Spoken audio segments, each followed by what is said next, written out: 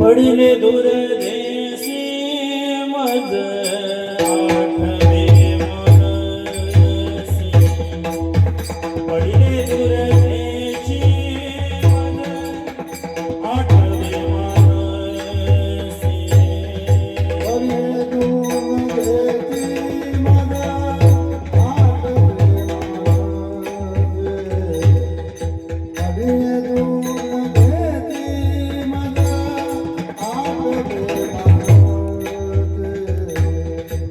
पडिले दूर देशी मज आठवे मनसी पडिले दूर देशी मज आठवे मनसी पडिले दूर देशी मज आठवे मनसी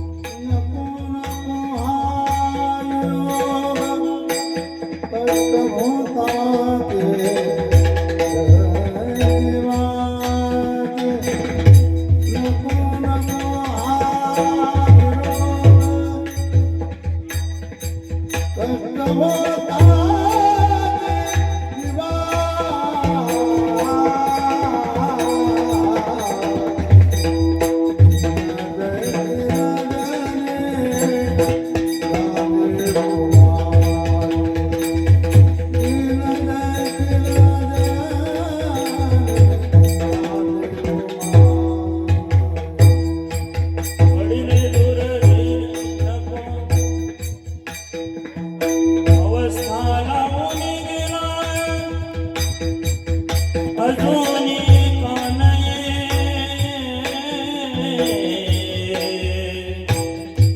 अवस्था लावून गेला अजूनी कानये अवस्था लावून गेला अवस्था लावून गेला अजूनी कानये अवस्थाला निघेला अजूनी कानये अवस्थाला निघेला अजूनी कानये दिन तैसी रजनी रानी हो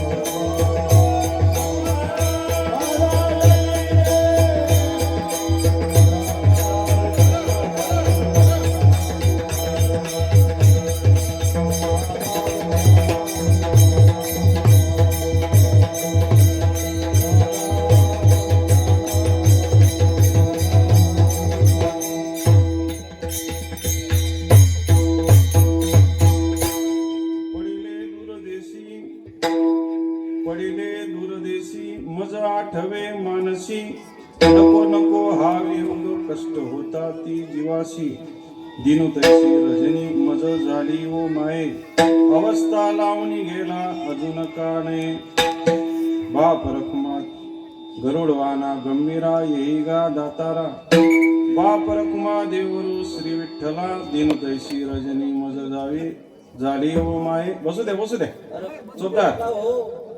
चोपदार बसू द्या हा ठीक आहे काही होत नाही गरुडवाना गंभीरा येई गा दातारा बाप रखुमा देवरू श्री विठ्ठला पांडुरंग करू प्रथम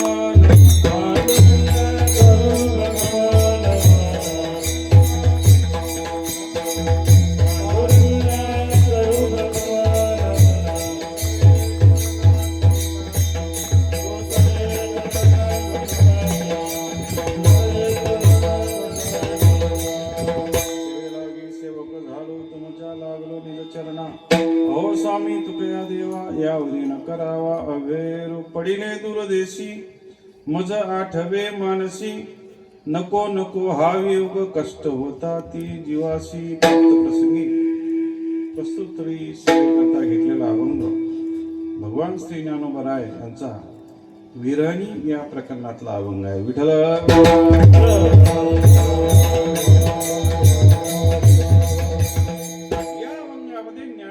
आपल्याला परमार्थिक जो अनुभव आलेला आहे तो अनुभव आपल्या समोर प्रगट करतात. बरं त्यांचा अनुभव आपल्या समोर प्रगट करण्याने आपल्याला फायदा काय? एखाद्या भक्ताचं हृदय ज्यावेळेस परमात्म्याने भरलेलं असतं, एखादा सूर्य ज्यावेळेस उगवतो सगळ्यांसाठी उगवतो त्याचा उपयोग सगळे करतात. एखादं सूर्यविकासिनी कमळ आहे ते सूर्याच्या प्रकाशाने उमललं किंवा चंद्रविकासिनी कमल आहे ते चंद्राच्या प्रकाशाने फुललं म्हणजे त्याचा उपयोग सगळेच लोक करू शकतात. सगळेच लोक मकरंद त्याचा सेवन करू शकतात. त्या न्यायाने संत महात्म्यांचा अनुभव आपल्याला एक मार्गदर्शक अशा प्रकारचा असतो जेणेकरून भक्तीचं जे फळ त्यांना प्राप्त झालं ते फळ आपल्याला प्राप्त व्हावं किंबहुना त्यासाठी आपला हा जन्म आहे. इतरही जन्मामध्ये बऱ्याचशा गोष्टी आपल्याला करता येतात, नाही असं नाही. आपल्यापेक्षा हत्तीमध्ये जास्त शक्ती आहे जी माणसामध्ये तेवढी नाही आहे. मांजराला रात्रीच दिसतं. आपल्याला रात्रीचं दिसते का? दिवसा आपल्याला चष्मा लावा लागते. मांजरीला आपल्यापेक्षा जास्त दिसतं, घुबडाला आपल्यापेक्षा जास्त दिसतं. त्याच्यामध्ये शक्ती नवे नवे ते मृत्यू पावल्यानंतर त्यांचे चामडं म्हणा अस्थी म्हणा सगळ्या गोष्टी उपयोगात येतात. माणसाचं असं काय आहे की जे मेल्यानंतर कामात येईल? माणसाला एकच काम दिलेलं आहे, आयुष्याच्या साधने सच्चिदानंद पदवी घेणे, एवढं एकच काम आहे. घर बांधणे हे माणसाचं काम नाही आहे. ऐश्वर्य संपन्न करणं हे माणसाचं काम नाही आहे. याने तुम्हाला पूर्णत्व प्राप्ती होणार नाही. शक्ती ती हत्तीच्या ठिकाणी ते तुमच्या ठिकाणी आले, पैलवान झाले, होणार काय? ते काहीच तुम्हाला प्राप्त होणार नाही. म्हणून संतांचे अनुभव हे आपल्याला मार्गदर्शक अशा प्रकारचे असतात. पण आलेले अनुभव आचरणात आणणं हे अत्यंत महत्वाचं असतं. नाही तर कुत्र्याला देखील अनुभव येतात. एखाद्याच्या घरासमोर कुत्र जर भाकरी मागायला गेलं, भाकरीच्या ऐवजी जर त्याच्या पाठीमागे जर काठी टाकली कोणी तर परत ते कुत्र त्याच्या घरी. कुत्र्याला सुद्धा आपले अनुभव जीवनामध्ये आणता येतात. पण माणसं त्याच इंद्रियाच्या दारामध्ये त्याच विषयाच्या दारामध्ये जातो जे इंद्रिय तुम्हाला परत परत वापस पाठवतात. मग दार ही चेपू नये तुम्ही सुज्ञ श्रोत्या थोडं मी सांगतो. मग दार हे चेपू नये तिचे. एखाद्या वेश्येकडे गेलं आणि त्याचे जर पैसे संपले, ज्ञानोबराय म्हणतात की तिचं दार जरी ती कडी जरी वाजवली तरी ते तुमच्यावर धावून येणार आहे. तरी मनुष्य परत परत त्या विषयाच्या मार्गावर जातो आणि ज्ञानोबरायला आलेला अलौकिक अनुभव तुम्हा आम्हाला इथे देतात. याचा अर्थ आहे की भक्तीचं हे फळ आहे. जे ज्ञानोबराय ज्ञानीचे राजे आहेत, योग्यांचे ते काही राजे अशा प्रकारचे आहेत, पण ते त्यांचा तो अनुभव न सांगता केवळ भक्तीचा अनुभव सांगतात. म्हणजे मनुष्य या जगतामध्ये केवळ भक्तीच्या माध्यमातून त्या पदापर्यंत प्राप्त करून घेऊ शकतो. या जगतामध्ये आल्यानंतर आपल्याला जगत बदलता येत नाही, जगताची व्याख्या बदलता येत नाही. जशी एखादी स्त्री आपलं माहेर सोडून सासरी नांदायला जाते, नांदायला गेल्यानंतर ती सासर बदलण्याच्या भानगडीत जर एखादी बाई पडली तर तिला परत घरी यायला लागते. तिला जर संसार चांगला करायचा असेल तर तिला सम्मिलित व्हावं लागतं. तिला आचार विचार थोडेफार ग्रहण करण्याची पद्धत तिच्या जीवनामध्ये तिला स्वीकारावं लागतं. समन्वय तिला आपल्या जीवनामध्ये टाकावा लागतो आणि समन्वय जर साधला तर एक दिवस ती त्या घराची काय होते. तसं हे जगत हे बदलता येत नाही. सासर कधी बदलता येत नाही. तसा हा जगत संसार आहे, प्रपंच आहे. या प्रपंचाला बदलता येत नाही. याच्यामध्ये सम्मिलित होता येत. याचं साह्य घेऊन नंतर आपणच त्या जगात मी तर वासुदेव तत्वता मालक या जगताचं होता येतं. आणि मालक होण्याचं एकमेव साधन आहे भक्ती. विठ्ठल